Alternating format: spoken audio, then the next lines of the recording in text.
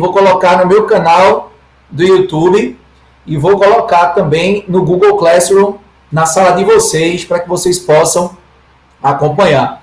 A gente, infelizmente, teve alguns percalços aí no caminho das nossas atividades, porque nós tivemos aí um período de correção de prova que pegou a terça-feira e nós tivemos aí também um feriado que pegou a terça-feira e a gente ficou 2 semanas sem conteúdo. Aí eu quero trabalhar com vocês essa parte que a gente ficou sem ver, que outras turmas de quarto período da quarta-feira, por exemplo, a turma do quarto C, já teve 2 assuntos na frente, já tiveram 2 assuntos na frente, né, que foi extinção do contrato de trabalho e remuneração em salário. Eu ainda não terminei remuneração em salário e provavelmente não vou conseguir terminar a extinção do contrato de trabalho com vocês, mas a gente vai tentar aqui fazer um apanhado inicial, tá? Tendo em vista que também existe muito material em livro. Quem não tiver livro, eu vou produzir um material para vocês e vou disponibilizar posteriormente um material já bisurado com as principais coisas que nós vamos tratar aqui na live, certo? Eu não preparei antes porque na realidade tinha muita coisa em livro e eu poderia disponibilizar para vocês depois em PDF, tá? Mas aí a gente vai trabalhar com alguns pontos que são sensíveis de provas, então que pode ser cobrado para vocês tanto nas nossas provas, quanto pode ser cobrado também nas provas de OAB, tá? Então, nosso ponto inicial hoje é extinção do contrato de trabalho. Então, se você tiver com livro, se você tiver com a CLT, tá? Se você tiver com a CLT apenas aí, ou quiser abrir no computador, você vai logo para o artigo 482 da CLT, que vai ser aquele que a gente vai destrinchar hoje, vai demorar um pouco mais tempo para ficar em cima dele, tá? É nesse artigo 482, porque ele tem várias alíneas, tá? E a gente vai trabalhar a linha por a linha.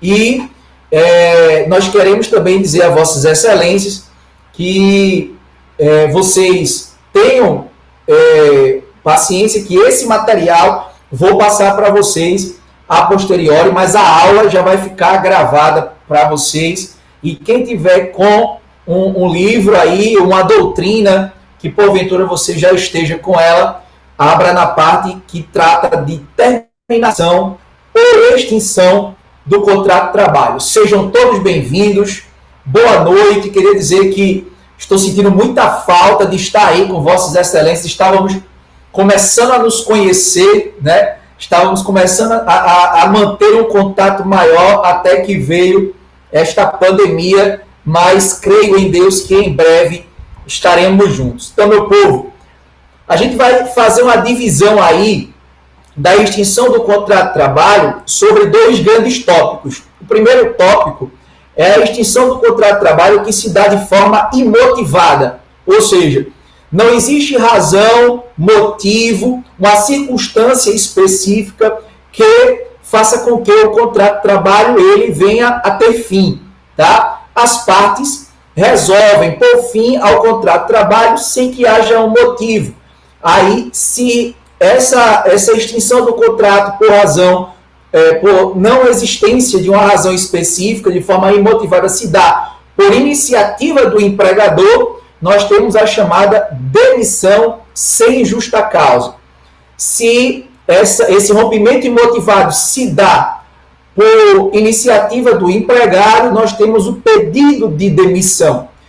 E, em contrapartida, se isso ocorre por vontade de ambas as partes, de empregado e empregador, por iniciativa de empregado e empregador ao mesmo tempo, nós vamos para uma figura criada pela reforma trabalhista, chamada de distrato contratual. Esse distrato está previsto no artigo 484A maiúsculo da CLT. Por que esse A maiúsculo? Porque ele foi introduzido na CLT através da reforma trabalhista, tá certo? Então, o primeiro tópico que nós vamos traçar hoje é o rompimento imotivado do contrato de trabalho, quer seja por iniciativa do empregado, quer seja por iniciativa do empregador, quer seja por iniciativa de ambas as partes. Em comum acordo, eles resolvem por fim ao contrato de trabalho. Galera, aspecto prático. Quando o empregado é demitido sem justa causa, quais são os direitos inerentes a essa demissão? Então, é necessário que a gente entenda uma coisa. O empregador, a partir do momento que resolve, por sua iniciativa, romper o liame empregatício sem qualquer motivo, operando a demissão sem justa causa, ele tem que saber que essa demissão ela é mais cara, ela pesa mais no bolso do empregador, tá? Uma vez que a lei traz algumas proteções, a lei torna essa demissão mais onerosa para o empregador, justamente para desestimular esse tipo de atitude, tanto a demissão sem justa causa, quanto a demissão de forma arbitrária. E aí, é necessário que a gente saiba, é necessário que a gente analise toda vez que esse empregado chega no nosso escritório e ele diz que foi demitido sem justa causa. O primeiro documento que você vai ter que analisar dele é o termo de rescisão do contrato de trabalho, o chamado TRCT. Nesse termo de rescisão do contrato de trabalho tem que estar lá discriminado algumas verbas específicas concernentes a essa demissão sem justa causa. Então você precisa ter a ideia na cabeça de quais são esses direitos que o empregado tem toda vez que ele é demitido sem justa causa. Uma coisa interessante, o empregador, toda vez que demitir alguém sem justa causa, ele tem 10 dias para fazer isso, tá? Existe um prazo que está previsto no artigo 477, parágrafo 6º da CLT. Repito, artigo 477, parágrafo 6º da CLT. Diz esse artigo que a partir do momento em que eu demito o meu empregado, eu tenho 10 dias para fornecer a documentação necessária referente à demissão, bem como realizar a quitação, o pagamento de todas as verbas concernentes a essa demissão, sob pena de multa. Se eu não pagar dentro desses 10 dias, eu vou pagar uma multa que está prevista no parágrafo 8º do artigo 477, tá? Que é correspondente a um salário daquele obreiro. Então, parte do pressuposto que o empregador ele tem que estar atento a esse prazo, para que, se ele passar esse prazo, a sua quitação, o seu pagamento ainda será ainda mais oneroso, porque ele vai ter que arcar com essa multa do parágrafo 8º do artigo 477. Então, de forma bem pausada, vamos entender aqui quais são esses direitos, quais os direitos que esse empregado tem no momento do rompimento desse liame empregatício por iniciativa do empregador e sem motivo algum. Primeira coisa, o empregador tem que conceder aviso prévio ao empregado, tá? Então, é necessário que toda vez que eu for demitir o meu empregado, com antecedência de 30 dias, eu tenho que avisá-lo do desligamento. Esse aviso prévio ele pode ser trabalhado ou indenizado. Ou ele trabalha o aviso prévio com a possibilidade aí de largar 2 horas mais cedo num contrato em que o obreiro trabalha 8 horas por dia, né? Ele larga 2 horas mais cedo para procurar emprego durante esse aviso prévio que é trabalhado, tá? Ou deixa para a última semana, ele na última semana ser dispensado para poder procurar emprego. Essa seria o que se espera de um aviso prévio que é trabalhado. E, logicamente, no final ele receberá por aquele mês trabalhado. Só que existe também a possibilidade do aviso prévio indenizado. O que é o aviso prévio indenizado?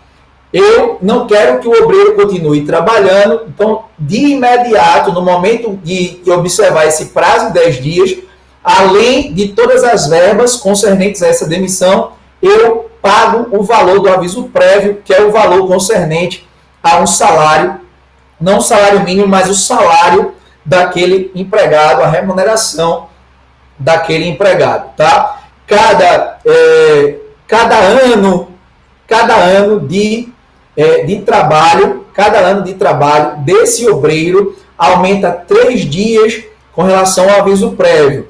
Doutores, boa noite, todo mundo que chegou aí, seja bem-vindo, tá? Eu tô conseguindo ver pelo vídeo alguns de vocês, né? Pelo menos boa noite, professor. Boa noite, doutora Josi. Eu fico aí matando a saudade de vossos excelentes.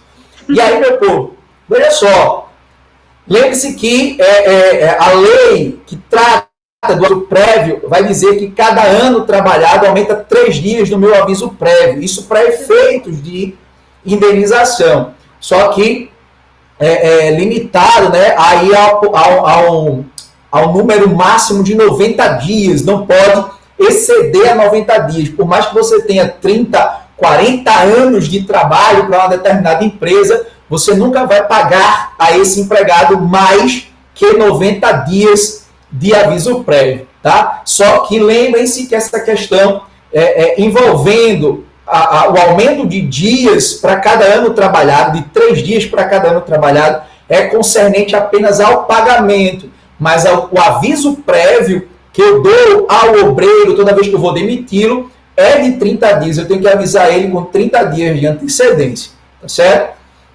Se o aviso prévio também é indenizado, ele não vai trabalhar, mas lembre-se que esse aviso prévio se projeta no meu contrato de trabalho, ou seja, parte do pressuposto que eu trabalharia se esses 30 dias não fossem indenizados, tá? Mas esses 30 dias serão incluídos aí como o fim do meu contrato de trabalho. O fim do contrato de trabalho não foi o dia da minha demissão com o pagamento da indenização, mas será, na realidade, o final do prazo referente ao aviso prévio, ok? Então, primeira coisa é o aviso prévio.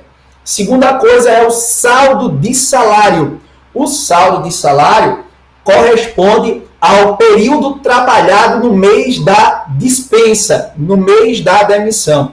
Então, se eu fui demitido no dia 10 de maio, eu não completei os 30 dias referentes àquele mês em que eu fui demitido. Mas eu trabalhei 10 dias daquele mês. Aqueles 10 dias trabalhados me serão pagos. O nome disso é saldo de salário. Além do aviso prévio e do saldo de salário, o meu empregador terá que me pagar 13º proporcional e férias proporcionais mais 1/3. 13º proporcional e férias proporcionais mais 1/3. Ou seja, parte do pressuposto, meu povo, de que existe, com relação às férias, o meu chamado período aquisitivo. O período aquisitivo é aquele período em que eu ganhei o meu direito de férias, que é correspondente a 12 meses de trabalho ininterrupto para a empresa. Se durante o meu período aquisitivo de 12 meses eu não consegui atingir os 12 meses, eu trabalhei dos 12 meses apenas 4 meses, tá? Então eu não posso receber o período de férias completo. Eu vou receber proporcional aos meses trabalhados. Então, se eu trabalhei 4 meses, então na proporção eu receberia 4 dozeavos. Então, sempre é crescido de 1/3 constitucional, porque eu não completei o meu período aquisitivo. Eu não completei o meu período aquisitivo. Da mesma forma, é com relação ao 13º. O 13º também respeita aquela ideia do período em que eu estou trabalhando, né, em determinado ano. Então, se, obviamente, ele é pago no dia, né, lá próximo a dezembro, né, salvo engano, no dia 20 de dezembro, salvo o melhor juízo, nesse período aí, o empregador vai ter que observar o período em que ele trabalhou no ano da dispensa, né, e observar especificamente a proporção que eu devo pagar com relação ao 13º daquele empregado.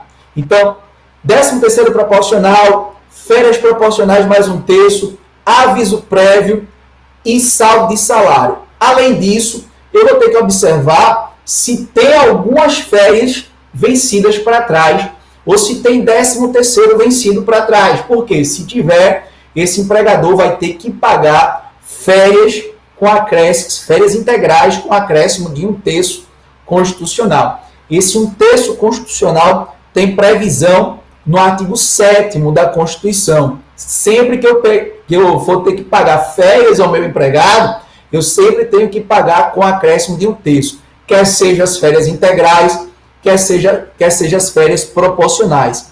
Lá na frente, depois de a gente ver remuneração e salário, eu vou trabalhar com vocês especificamente o tópico de férias, tá certo? Vou trabalhar férias com vossas excelências. Eu creio que Letícia não viu férias com vocês, tá? Mas mesmo se ela tenha visto, eu vou recapitular com vossas excelências aí essa questão das férias, que é super importante, principalmente após a reforma trabalhista, porque nós tivemos algumas alterações pontuais com relação às férias que eu quero ver com vocês, tá? Então, aviso prévio, saldo de salário, férias proporcionais mais 1/3, 13º proporcional, multa de 40% do FGTS, toda demissão sem justa causa, enseja o pagamento da multa de 40% do FGTS. Vamos explicar um pouco isso. Toda vez que o empregador for pagar ao seu empregado o seu salário, além do salário, esse empregador vai ter que depositar na conta vinculada desse trabalhador, tá? Lá na Caixa Econômica Federal, uma conta que é aberta no momento em que assina a minha CTPS, tá? Nessa conta vinculada vai ser depositado o valor de 8% do meu salário, de 8% da minha remuneração, será depositado nessa conta vinculada. No momento que eu sou demitido, vai ter um saldo lá específico referente a esse depósito de 8% do meu salário todo mês, que é feito nessa conta vinculada. Aí eu vou pegar esse saldo e vou calcular 40% desse saldo. Vai ser a minha multa que vai ser paga toda vez que eu for demitido sem justa causa.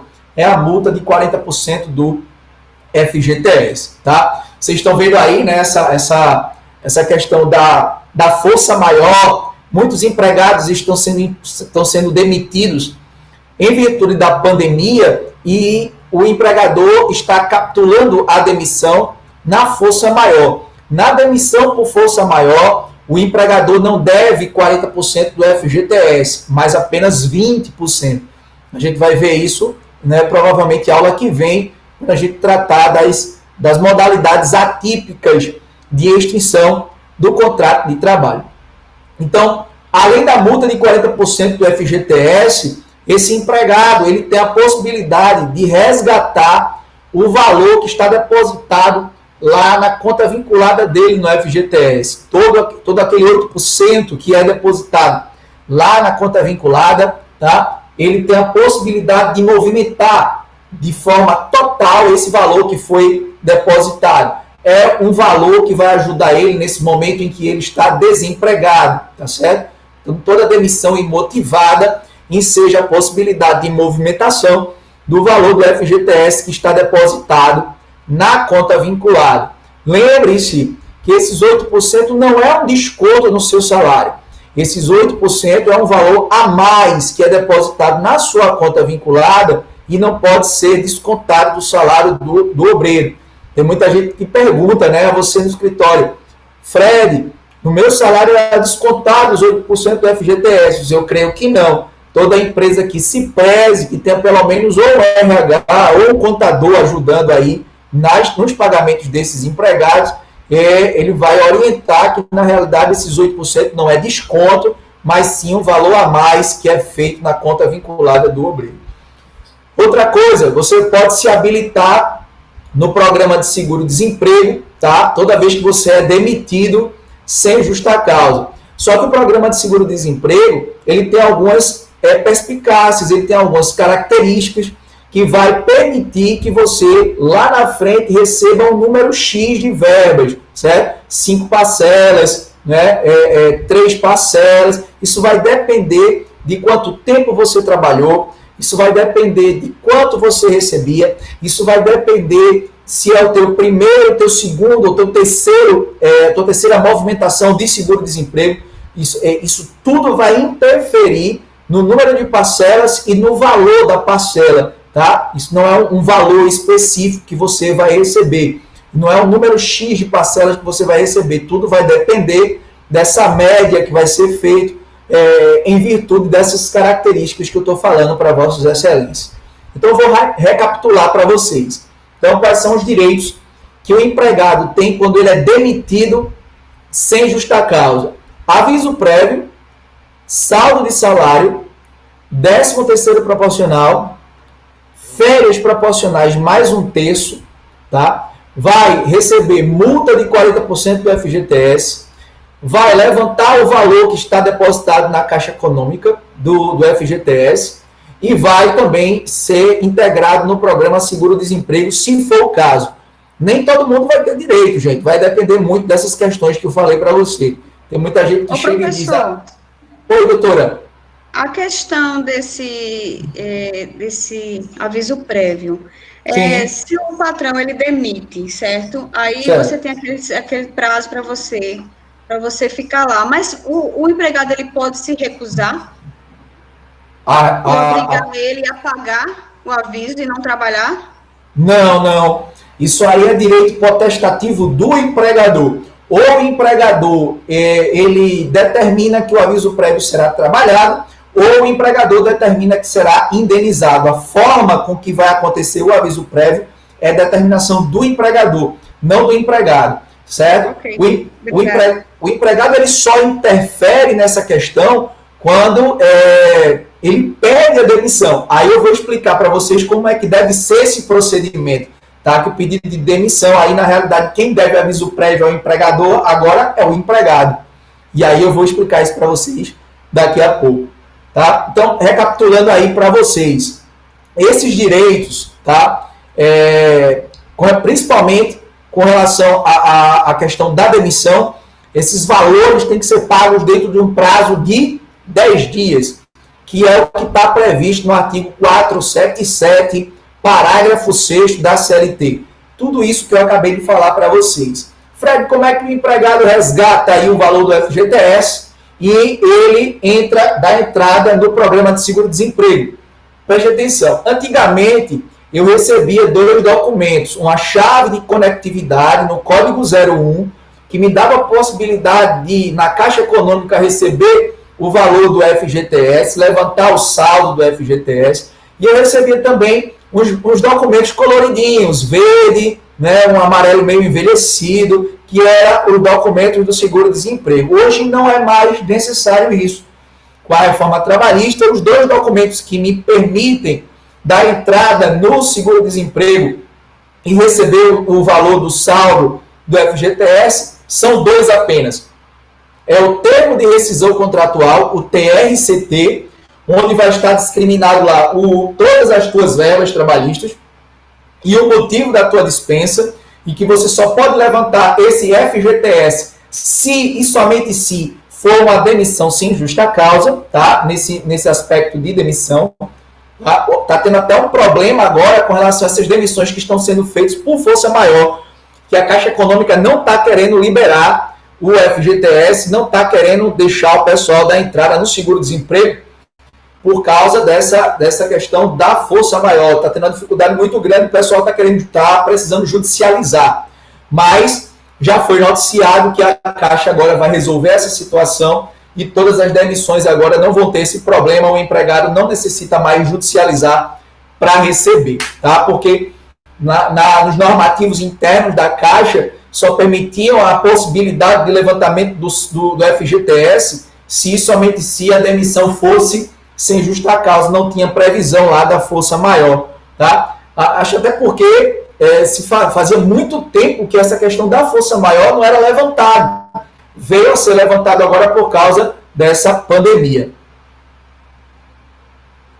Para sacar o FGTS, não. Na realidade, todo mês esse empregador vai ter que ir lá e fazer o depósito. A laminha que você tiver, você pode resgatar desde que você seja demitido sem justa causa. Essa questão do tempo só vai interferir para o seguro-desemprego. Perfeito, Matheus. Somente para o seguro-desemprego. Tá certo? Aí é uma média que é feita, é um cálculo que é feito. Eu, para ser sincero para vocês, eu sempre faço numa calculadora aqui, em específico na própria internet. Tá? É um cálculo bastante complicado e que enseja algumas informações. Você tem que colocar na calculadora, por exemplo, quais foram os 3 últimos salários desse obreiro. O último salário, o penúltimo e o antepenúltimo. Você coloca quantas vezes ele já levantou o seguro-desemprego. Se é a primeira vez, se é a segunda vez, se é a terceira vez. Tá? Aí quando você coloca essas informações, você coloca quanto tempo esse empregado trabalhou nos últimos 18 meses. Aí você coloca lá a informação, aí colocando essas informações, aí ele te dá quantas parcelas de seguro-desemprego você vai receber e o valor de cada parcela de seguro-desemprego. Tá? Então, vejam que número de informações são necessárias para você poder levantar o seguro-desemprego. Tá? Ainda há a possibilidade de você receber indenização se você for demitido um mês antes da sua database, e aí cada categoria vai ter uma database específica que vai ser mencionada pela convenção coletiva do seu sindicato, mas isso geralmente não é cobrado, isso é mais a gente verificar mais nas questões envolvendo negociação coletiva, tá? Do direito coletivo do trabalho, que vocês vão pagar no 5º período, tá certo? Mas vamos deixar esses direitos aí que eu acabei de falar para vocês. Professor, sobre o prazo de 10 dias que o senhor falou da rescisão, Sim. Não sendo paga no 10º dia, no 11º já se paga a multa. A multa é diária? Já. Não, a multa é no valor único de um salário que aquele obreiro recebe, tá? Então, não é uma multa, não é uma penalidade por dia de atraso, mas é uma penalidade fixa, referente a um salário do obreiro, tá certo? Você vai ver que isso aí está previsto lá no parágrafo 8º do artigo 477, tá bom? Parágrafo 8º do artigo 477. Geralmente a gente pede muito nas reclamações trabalhistas, por incrível que pareça, existem muitas empresas que não respeitam esse prazo de 10 dias, não respeitam. E a não respeitabilidade desse prazo de 10 dias enseja a multa. Aí você já diz logo para o seu cliente, ó, você tem direito à multa porque a tua empresa aí não observou esse período de tempo. O empregador ele tem N coisas para fazer, ele tem que organizar essa situação, então ele tem que ter um RH organizado, ele tem que ter um contador organizado, porque tem exame demissional para fazer desse empregado, além disso tem essas documentações para formalizar, tá? E organizar o valor que tem que pagar também dentro desses 10 dias sob pena de multa. Tanto a documentação quanto o valor, senão a multa vai vadiar, digamos aí a expressão bem nordestina, a multa vai vadiar nesse contrato de trabalho. Perfeito, meu povo? Respondido? Obrigado, professor. Eu que agradeço. Qualquer dúvida, Vossas Excelências ou colocam aqui no chat, que aparece aqui do lado, tá? Ou vocês colocam no chat, como o Matheus fez, ou vocês podem abrir o microfone e falar a qualquer momento, tá certo? Podem interromper, porque quem manda são Vossas Excelências. Então, vejam só, tudo isso que a gente acabou de falar, a gente trabalhou aí a chamada demissão sem justa causa, que é por iniciativa do empregador. Em contrapartida, é possível que o empregado que não queira continuar o contrato de trabalho e de forma imotivada, por sua iniciativa, resolve romper o vínculo, o liame empregatício. Aí a questão é diferente. A questão agora é o empregado quem quer romper o liame. E aí o aviso prévio, como a gente havia conversado já, parte agora do empregado para o empregador.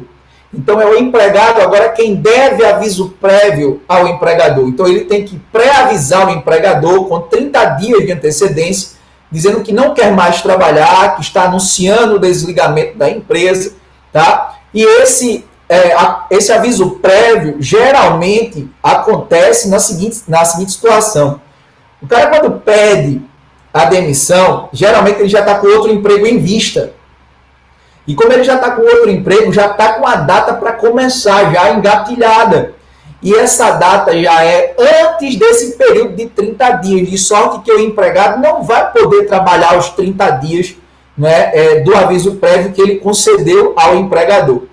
Se esse período de 30 dias ele não é observado pelo empregado, esse empregado vai dever aviso prévio ao empregador em pecúnia. Então, ele vai indenizar o empregador em pecúnia, uma vez que ele não respeitou o período de 30 dias deste aviso prévio que ele concedeu ao empregador.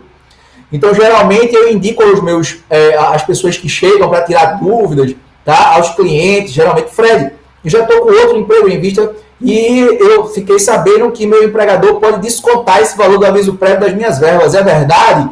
E eu digo, é verdade sim. Como é que eu faço, então, para que eu não seja descontado? Você primeiro tem que orar, pedir para que o Senhor vá no coração do seu empregador. Você depois vai fazer uma carta de próprio punho, pedindo para que seu empregador dispense o desconto do aviso prévio das suas verbas rescisórias, tá? Porque na realidade, se teu empregador tiver o coração de Faraó, será endurecido e ele não dispensará e você vai ter que pagar, tá? Geralmente é assim que eu explico. E aí, ó, você deve o aviso prévio ao teu empregador. Deixa eu ver aqui que Josi está me perguntando. Se a cada ano é acrescentado dias ao aviso para ser indenizado. Josi, isso é com relação à demissão sem justa causa, que é por iniciativa do empregador. A cada ano de trabalho aumenta 3 dias, tá certo? E isso aí vai ser observado toda vez que eu falar de aviso prévio indenizado, tá? Do aviso prévio que vai ser pago a esse empregado que foi demitido sem justa causa. Com relação ao obreiro que pede demissão, não, Josi. Com relação ao obreiro que pede demissão, independentemente do tempo que ele trabalhou para o empregador, tá? Ele só tem que pré-avisar com 30 dias que está querendo romper o liame empregatício. Aí, Fred, além do aviso prévio que ele deve ao empregador, o empregador deve a ele alguma coisa? Deve sim. O empregador vai dever a ele saldo de salário, então os dias que ele trabalhou no mês em que ele pediu demissão, ele vai receber férias proporcionais mais 1/3 e 13º proporcional. Então, em regra, ele só vai ter direito a esses 3 direitos: saldo de salário, 13º proporcional, férias proporcionais mais 1/3. Se porventura alguma das férias que ficaram para trás o empregador está devendo, tá? Aí esse empregado poderá requerer também essas férias integrais e que o empregador está devendo. Mas se a empresa tiver toda certinha, já tiver pago tudo, a única coisa que vai ser paga nesse período de demissão é saldo de salário, 13º proporcional, férias proporcionais mais 1/3, tá certo? Então, esse pedido de demissão faz com que o obreiro perca o direito de receber multa de 40% do FGTS,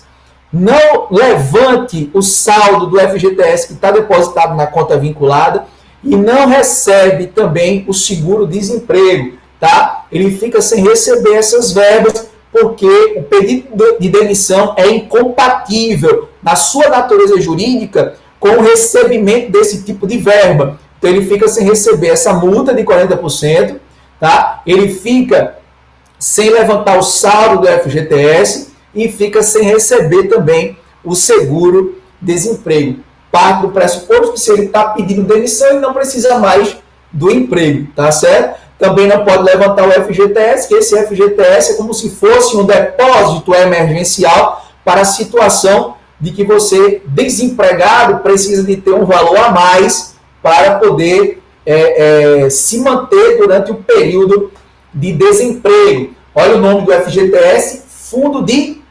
Garantia. Pelo tempo de serviço que você trabalhou, você vai receber aquele valor uma vez que você foi demitido imotivadamente, tá? Vai resgatar o saldo. Ok, meu povo? Só que de tudo isso que eu estou falando para vossas excelências, o que disparado pode cair na prova de vocês é o que está previsto no artigo 484A maiúsculo da CLT, o chamado distrato. Esse distrato foi previsto pela reforma trabalhista, introduzido pela reforma trabalhista, embora na prática já pudesse acontecer anteriormente. Só que, anteriormente, Dizia a doutrina e a jurisprudência que, operando-se o distrato, e o que é o distrato? Quando ambos, empregado e empregador, ao mesmo tempo, resolvem de forma imotivada romper o liame empregatício. Era difícil de acontecer, mas se isso acontecesse, dizia a doutrina e a jurisprudência, antes da reforma, que o que eu deveria pagar ao empregado seria todas as verbas como se ele tivesse sido demitido sem justa causa, operando-se aí o princípio da aplicação da condição mais benéfica, partindo do pressuposto da hipossuficiência do empregado. Se houvesse o distrato antes da reforma, pagar-se-ia ao empregado toda aquela verba que ele receberia se ele fosse demitido sem justa causa. Veio a reforma e entendeu o seguinte: olha, já que você quer pôr fim ao contrato e eu também, nós vamos fazer alguma coisa aqui, a lei vai ter que verificar essa situação. Vamos fazer uma coisa que não seja nem tão desvantajosa para o empregado, nem tão desvantajosa para o empregador. Vamos ver aqui uma certa flexibilização de direitos. Quais são os direitos que o empregado tem toda vez que opera-se o distrato? Ele vai receber metade do aviso prévio, metade do salário e metade da multa de 40% do FGTS, tá? Ao invés de receber 40%, ele vai receber 20%. Então, metade do aviso, metade do salário, metade da multa de 40% do FGTS. 13º proporcional e férias proporcionais, mais um terço, na integralidade, tá? Recebe na integralidade.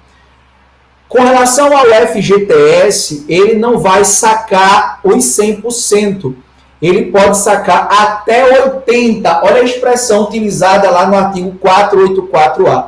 Ele poderá sacar até 80%, o que significa dizer que ele pode acordar com seu empregador e sacar menos que 80%. Tá? Então, existe uma limitação. 20% fica depositado lá ainda sem poder movimentar na Caixa Econômica Federal. Com relação ao seguro-desemprego, ele não tem direito, tá? Ele não pode integrar o programa de seguro-desemprego, lembrando que o seguro-desemprego não sai do bolso do empregador, tá? É bancado pelo governo, é bancado pela União. Ok, meu povo? Então, dentro das questões que podem cair na sua prova, tanto na minha, quanto numa prova de OAB, tá? Quanto numa prova de concurso, é bem mais factível que nos rompimentos imotivados do contrato de trabalho caia para você identificar aí o distrato do artigo 484A. Recapitulando quais são os direitos que no distrato o empregado tem: metade do aviso prévio, metade do saldo salário, metade da multa de 40%, ou seja, ele só leva 20%. Há uma diminuição de direitos. Recebe na integralidade 13º proporcional, férias proporcionais, mais um terço. O saldo do FGTS, ele só pode resgatar até 80%, tá? E o seguro-desemprego não tem direito. Pergunto a vossas excelências neste momento: até agora, o rompimento imotivado do contrato de trabalho por iniciativa de empregado, de empregador ou de ambos, vossas excelências têm alguma dúvida para suscitar? Vocês querem fazer alguma colocação, apresentar algum esclarecimento que vocês não entenderam até agora? Querem falar alguma coisa? Ô, professor, eu tenho... Fala, doutor. Por que foi colocado que o saldo de trabalho, o trabalhador ele só recebe 50%, já que ele trabalhou, digamos, eu trabalhei 10 dias, eu deveria receber os 10, e só vou receber, no caso, os 5 dias. Quanto a férias, a férias proporcionais e 13º proporcional, até eu entendo que é os 50%. Mas, assim, relacionado aos dias, eu não achei que ficou justo esse acordo com o empregado, entendeu? Tu está falando do distrato, né? Dessa última parte que a gente falou agora. Porque é um acordo, né? Mas nesse acordo, o cara trabalhou 5 dias de graça, por exemplo. Doutor, vou te dizer uma coisa. Isso aí foi uma das questões que foram suscitadas pelo pessoal que foi contra a reforma trabalhista. Por quê? Eu estou falando aí em diminuição de direitos, como você bem percebeu. Toda vez que a gente fala em diminuição de direitos de empregado, a galera chia, tá? Então, para o empregador, e eu vou te dizer o porquê fizeram esse tipo de legislação. Isso está na lei, não tem como você fugir mais, tá? Não tem, inclusive, não foi declarada nenhuma inconstitucionalidade com relação a isso. Então, isso aí tem que ser observado. Se lá no termo de rescisão contratual do empregado tiver assim, motivo da demissão, tiver o nome lá, distrato do artigo 484A da CLT, é isso que tem que ser pago. Por que o legislador resolveu fazer esse tipo de coisa? Porque, eu não sei se você já ouviu falar, tem muita gente que quando já tem um emprego em vista, aí quer pôr fim ao contrato de trabalho, geralmente ele faz um acordo com o empregador. E esse acordo é o seguinte, ele tem um bom relacionamento com o empregador, aí pede ao empregador para que o empregador demita ele sem justa causa, quando na realidade não é a verdade. Demitindo ele sem justa causa, aí ele tem direito de receber a multa, tem direito de receber seguro-desemprego e levantar o FGTS todo. Tá? Aí ele diz o seguinte, a multa de 40% tu não me paga, tu não precisa me pagar, para eu receber aí o seguro-desemprego que não sai do teu bolso. Então isso é muito comum, isso ainda acontece. Então, para evitar esse tipo de coisa, o legislador foi e espetou essa lei aí para desestimular esse tipo de atitude que acontecia entre empregado e empregador. Entendeu, doutor? Entendido. Então, infelizmente, é fruto da nossa natureza pecaminosa de tentar oferir vantagem. E detalhe, quando isso acontece, gente, isso configura até crime. Na realidade, você pode responder criminalmente se isso acontecer e você tem que devolver aos cofres públicos aí o valor do seguro-desemprego que você recebeu indevidamente. Porque se você estiver trabalhando, obviamente, você não pode estar recebendo o seguro-desemprego. Tem gente que recebe, tá? Essa é a realidade. Ok, galera? Podemos passar para frente. Isso acontece muito, Josi. Muito, muito, muito mesmo. Tá? Adiante. Vamos falar agora do rompimento do contrato de trabalho quando há um acontecimento faltoso, o cometimento de uma falta grave. Ou essa falta grave é cometida pelo empregado, ou ela é cometida pelo empregador, ou ela é cometida por ambos, empregado e empregador, ao mesmo tempo. Tá? Quando ela é cometida pelo empregado, operar-se-á o que nós conhecemos como demissão por justa causa. Tá? Quando a falta grave, quando o ato faltoso é cometido pelo empregador, operar-se-á a chamada demissão pelo empregado, operar-se-á a chamada demissão por justa causa. Se essa falta grave ela é cometida pelo empregador, operar-se-á o que chamamos de rescisão indireta do contrato de trabalho. Rescisão indireta do contrato de trabalho.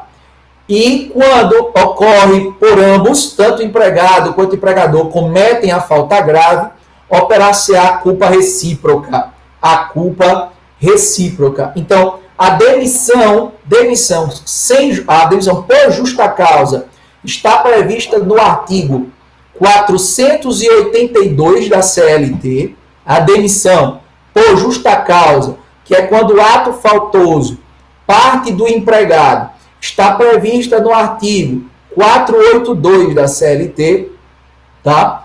A rescisão indireta, que é quando o ato faltoso é cometido pelo empregador, está prevista no artigo 483 da CLT, 483, e quando ocorre a culpa recíproca, que vai ocorrer quando o empregado e o empregador, ao mesmo tempo, cometem o ato faltoso, tá? está previsto no artigo 484 da CLT. 482, 483, 484. 482, demissão sem justa causa. 483, rescisão indireta. 484, culpa recíproca. Só que a gente vai iniciar falando aí na chamada demissão por justa causa, que é quando o ato faltoso ele parte do empregado. O empregado comete um ato faltoso descrito na legislação e esse ato faltoso enseja a demissão por justa causa do obreiro. Só que é necessário que a gente analise o que a doutrina nos traz para que o ato da demissão do obreiro seja um ato correto, dentro da legislação, respeitando o que verdadeiramente a doutrina e a jurisprudência estabelece como padrão para uma demissão por justa causa. Por quê? A demissão por justa causa é sempre a última ratio. A decisão por justa causa é sempre a última ratio. O que isso significa? Só na última instância é que eu demito o obreiro a depender da falta grave cometida ou das faltas reiteradas cometidas por esse empregado. Dentro da legislação brasileira, nós temos três possíveis penalidades a serem aplicadas ao empregado que comete falta grave. Deixa eu ver aqui que a doutora Josi fez uma observação. Existe uma lenda que quando demitido por justa causa suja a carteira, porém não é registrado este fato na carteira. Se acontece tal evento, o funcionário pode denunciar a empresa. Josi, não se pode nunca colocar na carteira de trabalho do obreiro que ele foi demitido por justa causa. Tá certo? Isso é uma atitude que é passível, inclusive, de indenização por dano moral a empresa assim proceder. Nenhum fato desabonador não fica, Matheus, essa informação não fica na CTPS, tá? A informação que a demissão foi por justa causa, ela é feita no termo de rescisão de contrato de trabalho, tá? Mas na carteira não pode. Nenhum ato desabonador pode ser colocado na carteira do empregado. Também em nenhum órgão. Não pode ficar registrado no órgão, até porque esse termo de rescisão contratual, ele fica em poder do empregado e do empregador apenas. Não pode ser registrado em órgão algum, não pode ser colocado algum evento desabonador na carteira de trabalho do obreiro. Tá? A única coisa que esse obreiro não vai ter da empresa, por exemplo, é uma carta de indicação. Tá? Então, eu acho que uma empresa que demitiu um funcionário por justa causa, ele não vai dar carta de indicação. Ele também não está obrigado a fazer isso. Tá? Carta de indicação para uma outra empresa. O que a empresa não pode fazer é passar informações para outra empresa também desabonadoras desse empregado. Ora, não contrata fulano não, que fulano é uma cebosa. Tá? Fulano foi pego aqui fazendo coisa. Tá? Então, esse tipo de atitude, tá, desabonadora, se investigado e verificado, a empresa também pode incorrer em multas, tá, por ilícito administrativo. Ok, meu povo? Então, é sempre bom vocês tirarem essas dúvidas, porque às vezes o pessoal fica com muita coisa perguntando, muita coisa que não está verdadeiramente na lei e fica enchendo a cabeça da gente. Para vocês terem ideia, hoje pela manhã saiu uma pergunta no grupo dos advogados aqui, que a gente faz parte, de que se o empregado, que a sua esposa está grávida, se esse empregado tem direito à estabilidade. Aí eu dei uma risada. Eu disse, onde é que esse homem pesquisou isso? Ele disse, na internet eu encontrei que o esposo tem estabilidade quando a esposa ela engravida. Meu querido, você criou uma regra nova, porque o que está no ato das disposições constitucionais transitórias diz que a estabilidade é da empregada gestante. Até então, nenhum homem teve a capacidade, né, de ter útero e gerir, a não ser que nesse período que a gente está vivendo, né? Tudo é possível, mas enfim, esse tipo de informação, gente, que é absurda, né? Gente que vai para a internet e aí vem para você já ministro do STF, né? Sabendo de toda a legislação, e se você não responder o que essa criatura quer ouvir, você não presta, você é um advogado burro e incompetente. Infelizmente, acontece esse tipo de coisa.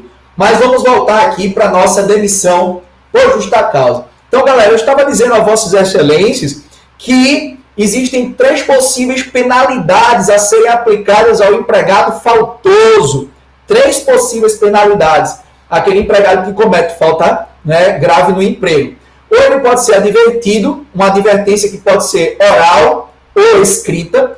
Ele pode ser suspenso o contrato de trabalho dele. Tá? E essa suspensão, lembre-se, que suspensão do contrato de trabalho opera-se da seguinte forma: eu não trabalho, não recebo por aqueles tempos parados, não conta tempo de serviço durante o período de suspensão e não tem recolhimento de FGTS durante o período de suspensão, tá?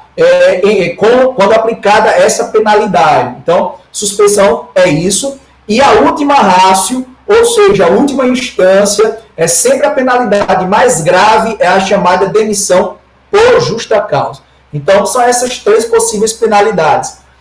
Essa gradação que eu estou dizendo a vocês não significa dizer que quando o obreiro comete falta grave, eu tenho que obrigatoriamente observar essa gradação. Primeiro eu advirto para depois suspender, para só depois demitir. Não, não é assim, tá? Tudo vai depender do ato cometido pelo empregado.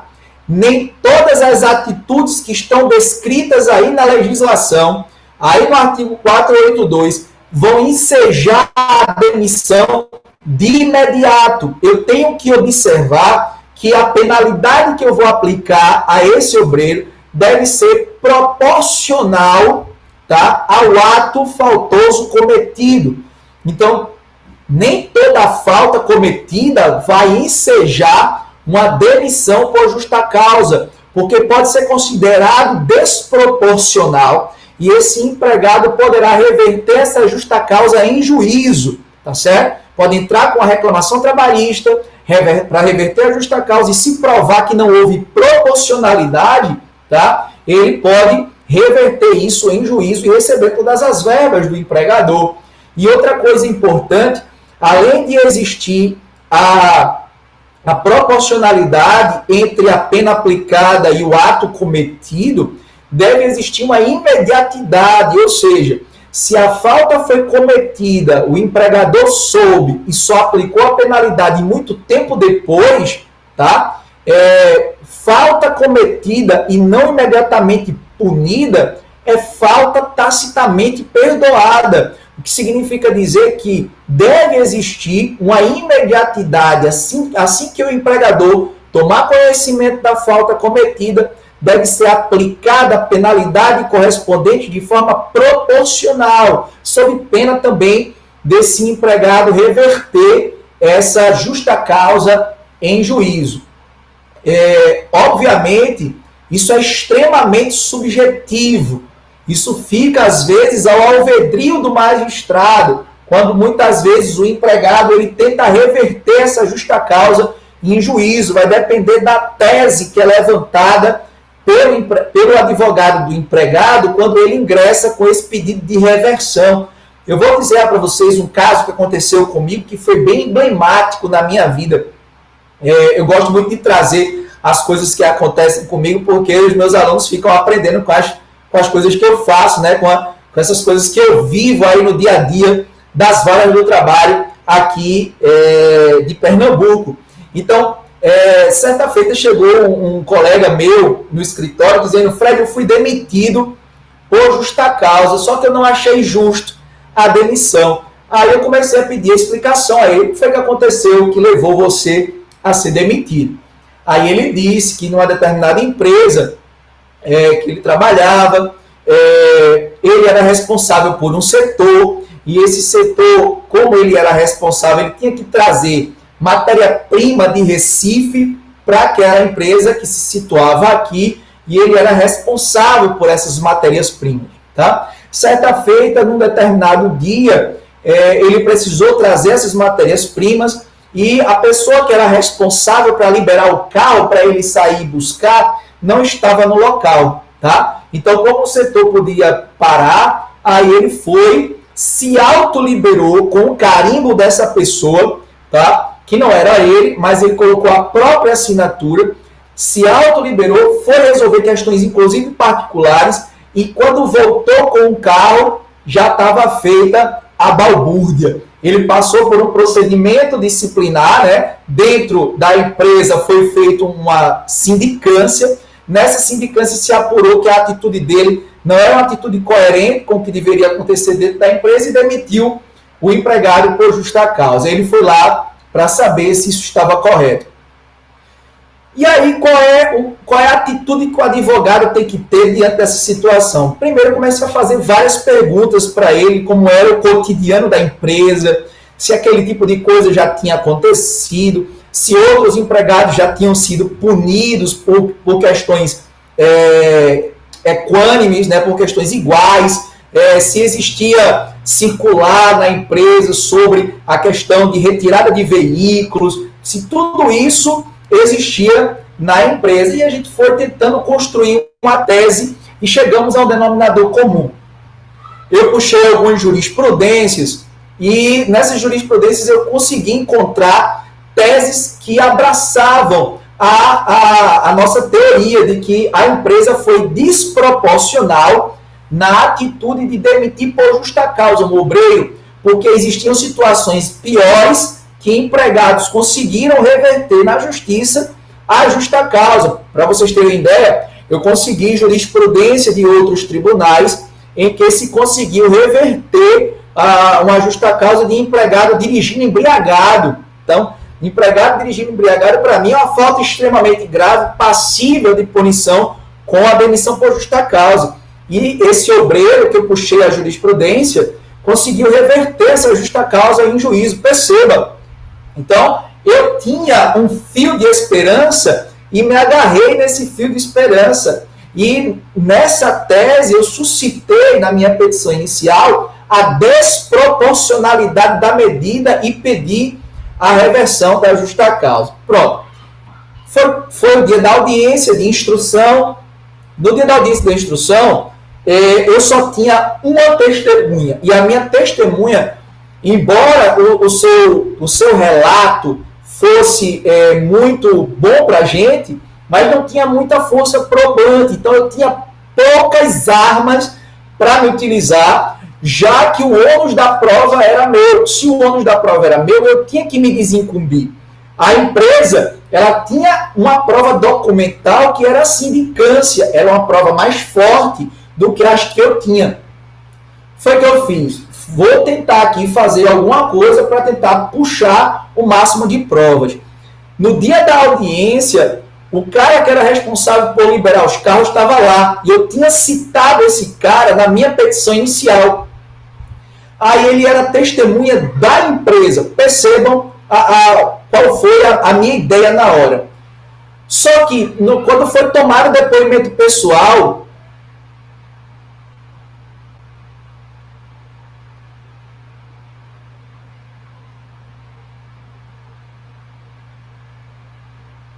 sim, Jean. Tá? Vamos já discutir sobre isso aí. Acontece muito. Tá? Depois a gente vai discutir isso aí que o Jean falou. Aí, veja só. Vou explicar, Jean. Depois você me diz especificamente qual foi a expressão utilizada por ele. Porque você está dizendo aqui que ele disse para não mexer numa máquina que estava interditada. Chamou os colaboradores e perguntou se tinha algum frango que não era para mexer, etc. Se essa expressão frango era com relação aos empregados, foi isso? Essa expressão foi designada aos empregados? Ih, complicado, velho. Vou falar isso aí. Vai cair em outra a linha do artigo 482, tá certo?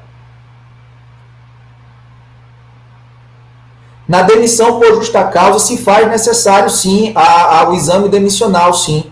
tá?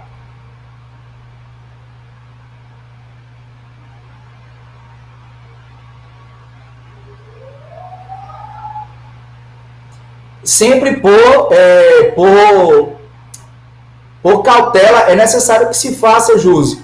Por cautela é necessário que se faça sim o exame demissional, embora não haja exigência legal, tá? Mas é necessário que se faça o exame demissional sim, para que a empresa sempre se resguarde com relação a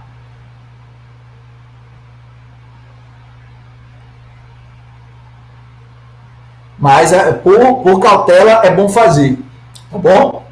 Aí depois eu volto lá para a questão que o doutor Jean perguntou, certo? Então veja só para eu terminar aqui meu raciocínio com vocês do caso que aconteceu com o meu cliente. Essa pessoa que liberava o carro estava lá e era testemunha da empresa. Como no depoimento pessoal do meu constituinte, ele confessou o fato, a advogada da empresa já estava tranquila e já estava satisfeita, não queria nem ouvir a testemunha dela que ela trouxe. Ela disse, não, excelência, eu vou dispensar a oitiva da testemunha, já que houve confissão. O juiz, prontamente, e eu, na minha última cartada, só tinha uma atitude a fazer. Eu levantei a mão e disse, excelência, pela ordem, eu quero ouvir a testemunha da reclamada. O juiz olhou para mim assim e disse assim, como é, doutor? O senhor quer ouvir a testemunha que a reclamada trouxe? Mesmo assim, eu disse, excelência, eu quero, e eu vou dizer por que, excelência. A pessoa que a empresa trouxe como testemunha é uma pessoa que eu citei na minha petição inicial e ela tem possibilidade de trazer maiores esclarecimentos para o fato, tendo em vista que ela é responsável pelo setor de liberação de carros da empresa. E dentro desse viés, ele pode trazer esclarecimentos que podem chegar a um denominador comum daquilo e esclarecer a matéria que foi aqui suscitada com relação à demissão do obreiro. Como testemunha não pertence à parte, nem a reclamante nem reclamada, mas ela é para esclarecer ao juízo a verdade, o princípio da primazia da verdade real, e ele está presente aqui na sede do juízo, eu requeiro a Vossa Excelência que faça a oitiva dessa pessoa como testemunha do juízo em virtude do princípio da primazia da verdade real. O juiz olhou para mim, olhou para a advogada da empresa, a advogada da empresa já estava fumaçando comigo, aí olhou para mim e fez assim, doutor, veja só, eu vou acatar o seu pedido, mas que não seja, né, um costume de Vossa Excelência fazer esse tipo de requerimento, até porque não convém, né, para que haja ordem durante a audiência. Eu fiz, Excelência, muito bem, caso Vossa Excelência não aceite, não acate, conseguindo os meus protestos. Então, justamente por isso, para evitar que Vossa Excelência suscite a nulidade no tribunal, que eu sei que Vossa Excelência vai suscitar, eu vou acatar o seu pedido, mesmo que com os protestos da empresa reclamada. E aí o cara chegou, sentou, o cara era grandão. Aí eu fui tentando puxar o máximo possível. Teve uma hora que ele titubeou. Quando ele titubeou, eu fiz assim, é o meu fio de esperança. Há alguma coisa aí a se esconder que vai aparecer nesse momento. Aí ele olhou para a advogada para responder. Quando ele olhou para a advogada para responder, eu disse, quando o senhor for responder, responda só ao juiz. Gritei com ele, ele se levantou, achou ruim que eu tinha falado, eu disse, pronto, vou apanhar agora. O juiz, né, a advogada começou a gritar, o juiz gritou também, bateu na mesa, foi aquela agonia, resultado, perdi. Quando chegou na sentença, o juiz não acatou a minha tese, tá? O juiz acatou a tese da empresa, de que realmente houve uma quebra da confiança e de que, diante dessa quebra da confiança e da sindicância realizada pela empresa, dando oportunidade de defesa ao empregado, tá? A empresa estava coberta de razão. Perdi na primeira instância. Logicamente, foi o que eu fiz, recorri para ver se no tribunal eu reverteria a situação, mas fiz sustentação oral, todavia não deu certo também na segunda instância, perdi também, não acataram a minha tese, não acataram a minha fundamentação. Agora, obviamente, é isso que eu queria dizer a Vossas Excelências. Isso aí parte muito da sensibilidade do advogado e do magistrado que foi aplicado à tese. É possível que outro magistrado tivesse uma outra visão, tá, sobre a coisa e a sentença pudesse ter sido diferente. Tá? Mas é como eu estou dizendo a vocês, tudo parte dessa tentativa de formar o convencimento. A gente não estava mentindo, a gente não estava levantando situações de torpeza, justamente porque a gente estava com esse fio de esperança. Né? Na realidade, o juiz até suscitou uma tese em que a gente né, até discutiu sobre isso posteriormente, né? Uma tese de você levantar um fato incontroverso aí para poder se agarrar nesse fato incontroverso e poder fundamentar a tua pretensão, mas na realidade não foi acatado. Então, aí eu pergunto a vocês, o que é que vocês acham aí desse caso que aconteceu comigo? O que é que vocês entendem? Vocês teriam algum comentário a fazer? O pessoal diz que em direito do trabalho não tem emoção, gente, mas nas audiências trabalhistas tem emoção também. Mostra realmente que é um tema bastante subjetivo, né? Bastante.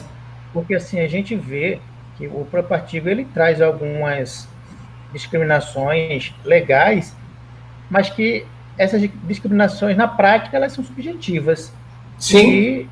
E você tem que ter um bom parâmetro, né, para poder você implementar isso, né?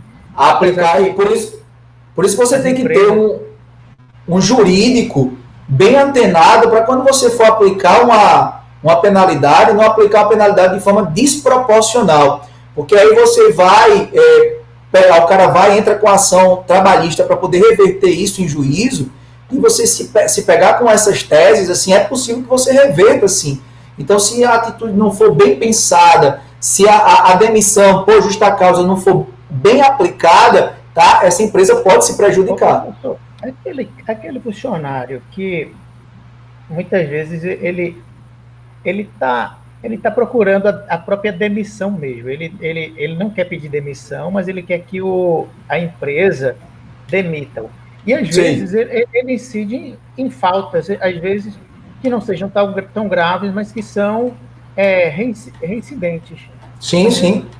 Isso pode levar à justa causa? A empresa pode sim. Agora a empresa tem que estar extremamente documentada, né? A partir do momento em que essas faltas menores forem cometidas, no documento você avisa expressamente esse obreiro, né? No documento de advertência, adverte o cara por escrito, no documento está lá especificando que a contumácia ou a realização de nova falta acarretará a demissão por justa causa. Então, isso vai ter que ser avisado a esse obreiro. Ele não está obrigado a assinar essa advertência, mas aí você chama duas testemunhas, tá? Manda as testemunhas assinarem, dizendo que a pessoa foi advertida verbalmente, embora não quisesse assinar a advertência por escrito. Você tem que se fundamentar no sentido de que essa demissão tem que estar documentada. Da empresa mesmo. Não leva o advogado da outra parte a questionar? De jeito nenhum.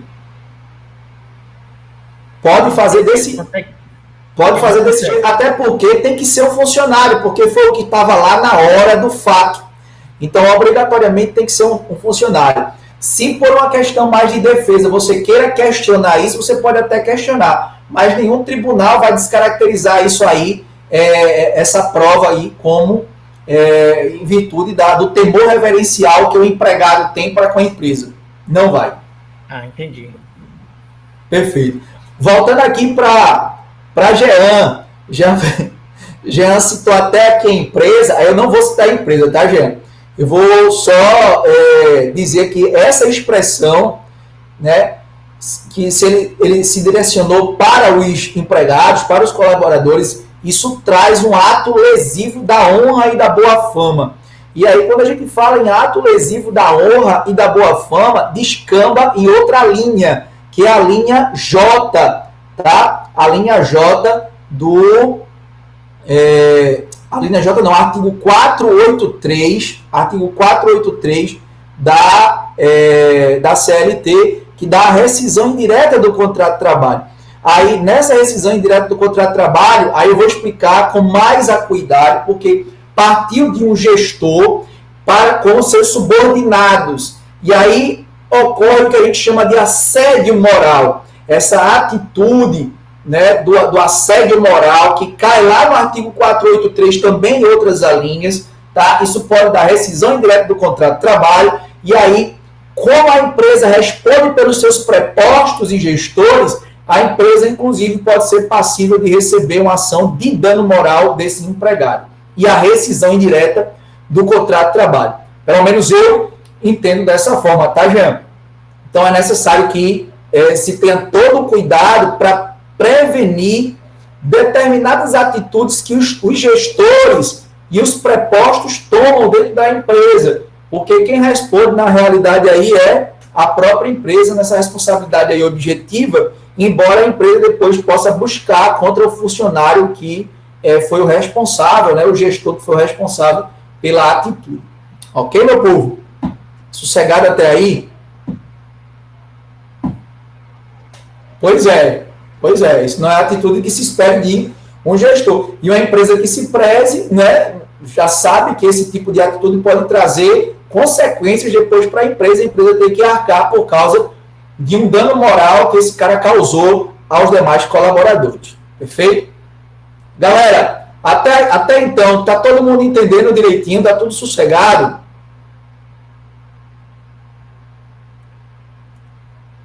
Vocês têm alguma dúvida? Podemos passar para o artigo 482. Vamos lá? Vejam só, o artigo... Professor. Fala, doutor. Repita só aí esse caso de Jean aí, por favor.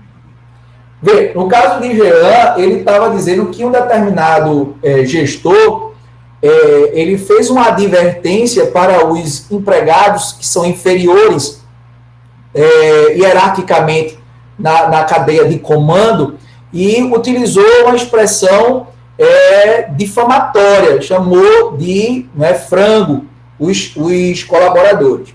Essa expressão, ela é uma expressão difamatória e que pode fazer com que esses empregados constrangidos, se sintam constrangidos, tá? E aleguem o chamado assédio moral, porque isso vai trazendo constrangimento para os empregados, principalmente se essa atitude, para ser assédio moral, tem que ser reiterada. O cara geralmente utiliza esse tipo de expressão para com os inferiores de forma reiterada.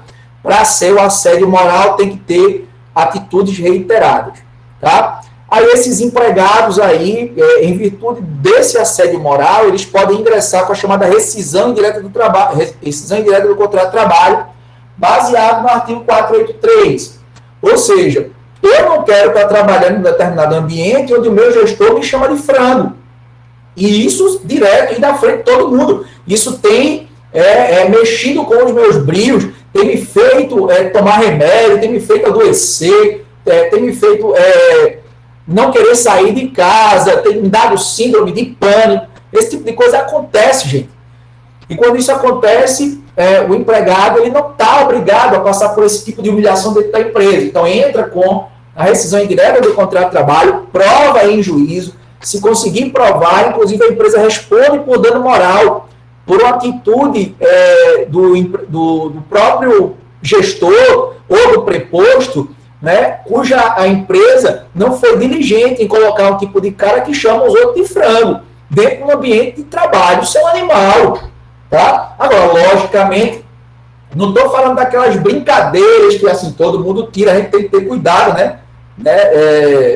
De saber com quem a gente brinca hoje em dia, né? Mas, assim, antigamente, isso era comum e não causava nenhum constrangimento. Mas hoje nós estamos em tempos diferentes, né? Vocês sabem disso.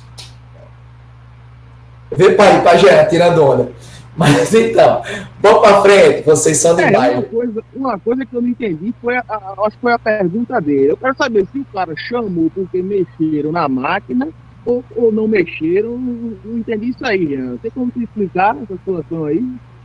Não, eu acho que ele está dizendo o seguinte, que quando a máquina estava interditada, ele meio que ameaçou para que nenhum colaborador mexesse. Mas quando ele falou disso, ele falou ameaçando os caras utilizando esse termo aí, né, frando. E aí, obviamente, isso vem mexer com os brios das pessoas, entendeu? Eu acho que foi nesse sentido. Foi isso, Jean? Eu estou certo?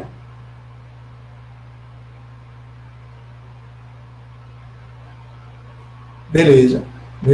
Então eu entendi. Tá? Vamos lá. Galera, voltando aqui ao artigo 482 da CLT. O artigo 482 da CLT são determinadas atitudes que o empregado pode vir a cometer que vão ensejar a demissão por justa causa. Mas como eu falei para vocês, nem toda atitude que está descrita no 482 vai ensejar de imediato a demissão. Eu tenho que seguir aquelas regras de proporcionalidade, de imediatidade, para que eu não venha a ser prejudicado, a empresa não venha a ser prejudicada a posteriori com uma demissão que foi feita de forma errada e depois ser invalidada em juízo. Tá? Eu vou explicar para vocês quando eu ler cada um dessas hipóteses. A primeira linha é a linha A. Ela diz o seguinte: ato de improbidade. O que seria o ato de improbidade? Ato de improbidade, gente, é igual a desonestidade, tá? Um ato de improbidade tem a ver com desonestidade. Um empregado que causa uma quebra, uma ruptura na confiança, né, com o seu empregador por um ato de, por exemplo, de desvio de valores, né? A utilização da sua função para o recebimento de uma vantagem indevida, que vai fazer com que a empresa posteriormente venha a responder. Esse tipo de atitude em que esse empregado, né, se utiliza da função, ou ainda em virtude de estar empregado naquele tipo de empresa, ele consegue fazer um desvio de valores em seu favor, ou em favor de outrem. Esse tipo de atitude gera o ato de improbidade. O ato de improbidade, eu costumo dizer que na grande maioria esmagadora, 99,9% dos casos, gera de imediato a demissão por justa causa. Por quê? Cristal quebrado não cola. Então, a confiança, quando é quebrada, tá, é difícil o retorno desse empregado a um ambiente de trabalho com a mesma confiança que antes existia. Ele não vai existir mais. Então, fica incompatível, tá, a continuidade do trabalho desse empregado que agiu com desonestidade. Então, na grande maioria das vezes em que é capturado a demissão do obreiro por desonestidade, por improbidade, geralmente a aplicação da penalidade de forma proporcional é a demissão por justa causa. Tá? Agora, o empregador ele tem que se arvorar de todos os meios de prova possíveis, para depois isso também não reverter contra a empresa.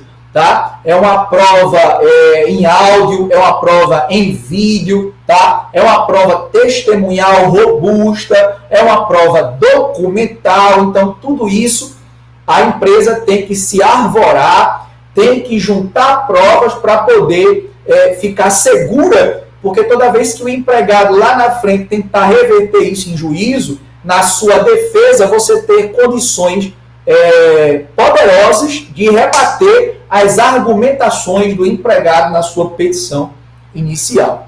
Tá certo, meu povo? A linha B fala de duas atitudes diferenciadas.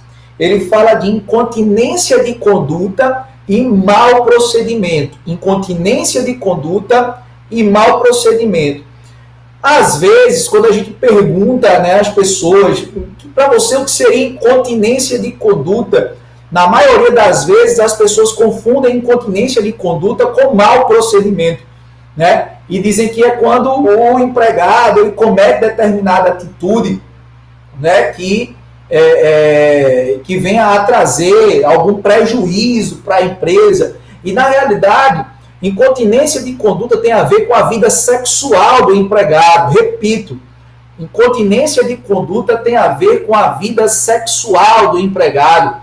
Então, é aquele empregado que cometeu um assédio sexual, né? Aquele empregado que é um superior hierárquico, cometeu assédio sexual para com o inferior hierárquico, tá? Então, isso tem a ver com a conduta sexual, com a vida sexual do obreiro. O empregado que foi pego, flagrado no ato sexual com outra empregada, no almoxarifado da empresa, o ambiente o ambiente de trabalho não é local para esse tipo de atitude. Então, um desregramento na sua vida sexual que vai trazer a consequência aí da possibilidade da demissão por justa causa. O cara que acessa sites pornográficos na empresa. Tem muita gente que entende que isso é mau procedimento, mas na realidade não. O acesso a sites pornográficos tem a ver com a vida sexual do empregado, tá? Uma vez que não é um ambiente, você pode até acessar em casa, né? Em qualquer outro lugar, mas no ambiente de trabalho, tá? Há uma determinada conduta. E o fato de acessar sites pornográficos tem a ver com sua vida sexual. Então, todas essas são atitudes que levam à demissão por incontinência de conduta, tá? E o mau procedimento, né, é o que a gente chama de atitude residual. É quando a gente vai capitular, tá? Quando a gente não consegue capitular em nenhuma das hipóteses, a gente capitula em mau procedimento, tá? Às vezes é quando o obreiro usa o carro da empresa para fins pessoais, quando não era para utilizar, dirige o carro da empresa embriagado ou sem habilitação, né? Quando o cara não tem cuidado com o patrimônio da empresa, já o terceiro computador que esse abençoado quebra, então ele não tem um cuidado, né? Usa sempre, né, de meios para prejudicar a empresa financeiramente, né? Uma vez que dá sempre prejuízo. Esse tipo de atitudes são chamados capitulado como mau procedimento. Meu povo, até agora, vocês estão entendendo? Querem fazer alguma pergunta ou alguma colocação sobre o que eu estou falando? Tá tudo ok? Beleza, vamos para frente. A linha C é um dos exemplos que eu vou utilizar para vocês sobre a gradação, sobre a proporcionalidade. É muito interessante, porque ele fala na chamada negociação habitual por conta própria ou alheia, sem permissão do empregador, e quando constitui ato de concorrência à empresa para a qual trabalha o empregado ou for prejudicial ao serviço. Veja que eu tenho duas atitudes aí. Uma é a negociação habitual em serviço, e a outra é o fato dessa negociação causar uma concorrência desleal. É o que chamamos de ato de concorrência à empresa, ou até o desvio de clientela. Então, veja, quando eu ouço esse tipo de... Eu sempre trago o seguinte exemplo, né? Existem determinadas pessoas, né, principalmente mulheres, gostam de fazer uma complementação salarial, vendendo, né, Jequiti, Inodê, né? E aí, esse tipo de venda habitual pode acontecer em vários estabelecimentos empresariais. Aí essa empregada vai, né, com os produtos Jequiti, Inodê, junta um monte de empregada junta que quer comprar também, e ali para todo o serviço da empresa acontece um tipo de, né, de venda ali habitual daquela empregada no ambiente empresarial. Quando isso acontece, meu povo, não é uma atitude correta do empregador demitir de imediato esse empregado, tá? Deixa eu ver se tem alguma coisa no chat aqui. Matheus perguntou sobre intervalo. Não, Matheus, daqui a pouco eu já encerro a aula, tá? A gente está com mais de 1h30 já falando, mas daqui a pouco eu encerro a aula para vocês, para não ficar algo muito grande, tá? Aí, preste atenção. Quando essa negociação ocorre, tá, isso não traz maiores problemas para a empresa.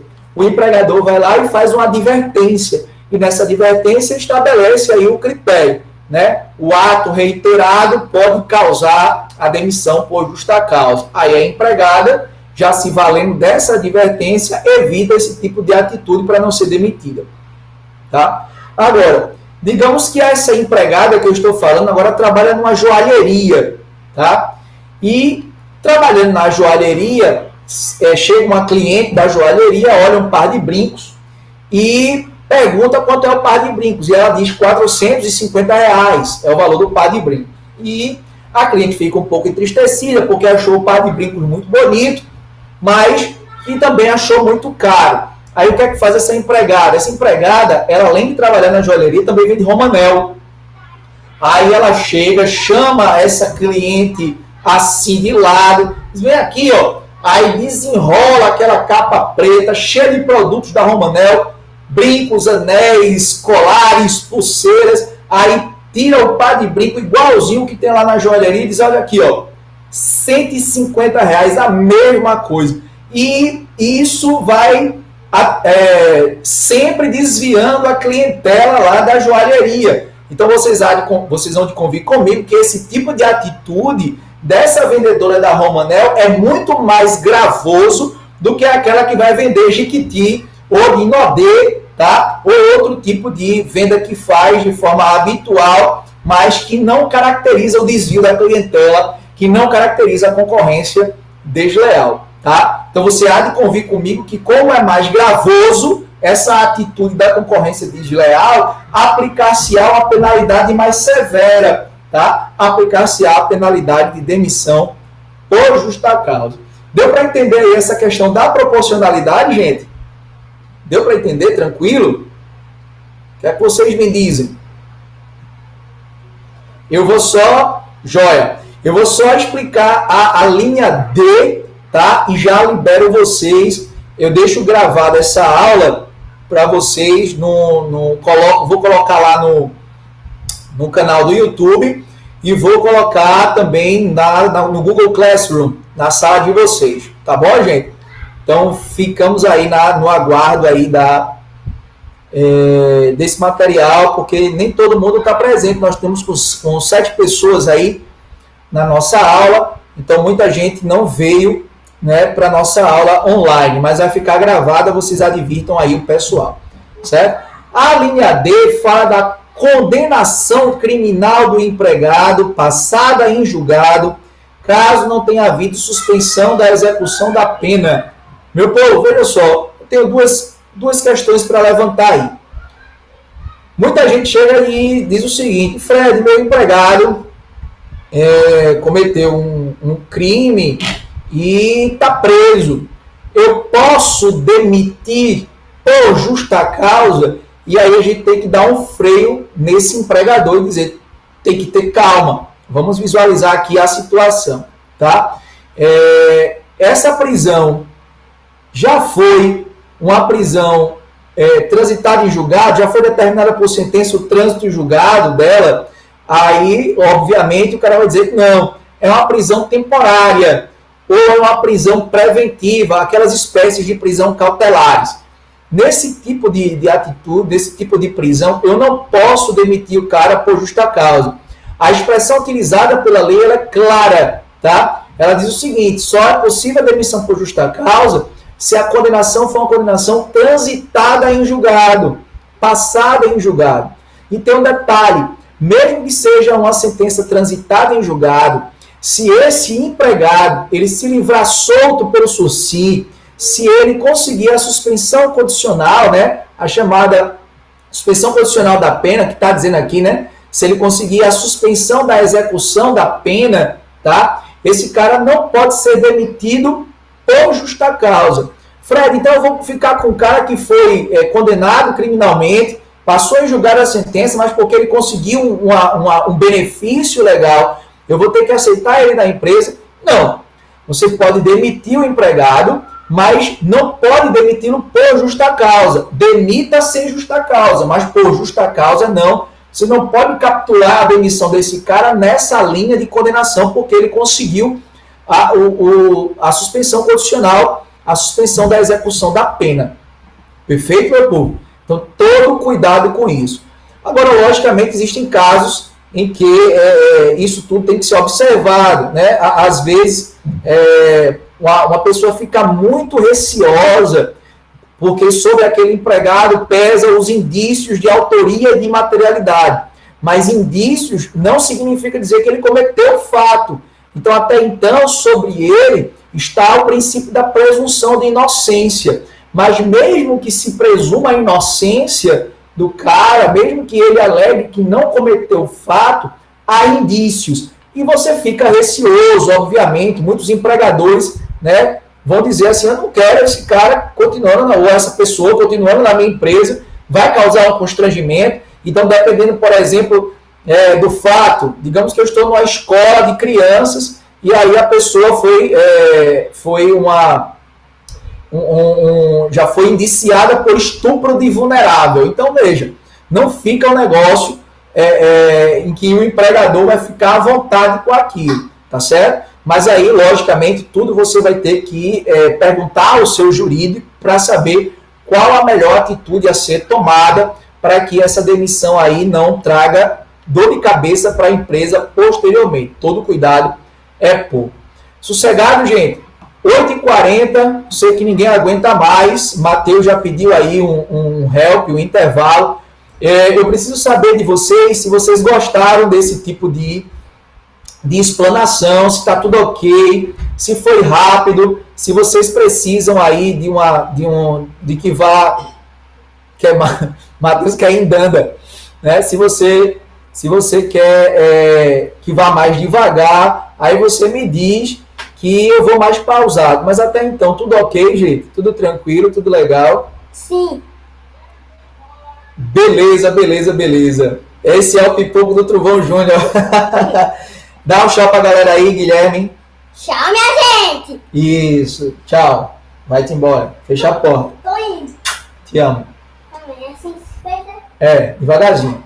Aí, veja só, gente.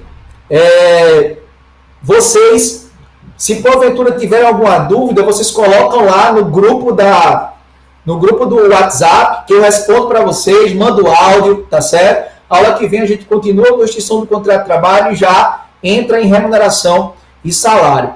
Agradeço demais a participação de vocês, foi muito bom, vocês fizeram muitas colocações, gostei da participação da turma, foi massa, tá? Deu para matar um pouco da saudade de vocês, vocês me fizeram rir hoje, gente, Deus abençoe. Obrigado por tudo, estou com vontade de estar com vocês, tá? Deus abençoe por tudo, a gente vai deixar aí para vocês. Sim, Matheus. Sobre o nosso cenário atual, diga lá. Queria perguntar alguma coisa? Pronto, Matheus, eu vou falar quando eu for falar de força maior, tá? Eu vou falar desses impactos aí e um pouco da decisão do Supremo Tribunal Federal, na ADIM 6363, que falou especificamente sobre essa questão da interpretação da Constituição dentro desse aspecto socioeconômico que nós estamos vivendo aí da pandemia. Vou falar assim, doutor, pode deixar quando a gente for falar de força maior, tá bom? Vou parar a gravação, deixar disponível para vocês, tá certo? Deus abençoe.